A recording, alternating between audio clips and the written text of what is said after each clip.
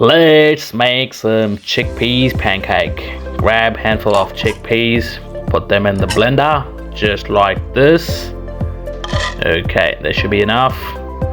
Put some eggs in there. I'm adding 2. You can add 3 if you like. Just like this. Okay, ginger and garlic paste for the taste.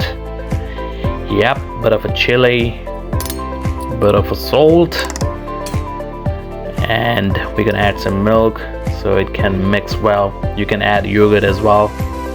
Okay, now close it. Vroom. Start the engine. Vroom, vroom, vroom. No, I think we need more milk. Yep, add a little bit of more milk. Don't add it too much, because we want to keep it thick. Yep, that's looking good. Let's have a look. Yes, a little bit more. Vroom, vroom, vroom. And yep, exactly, that's how it should look like. Okay, it's all done.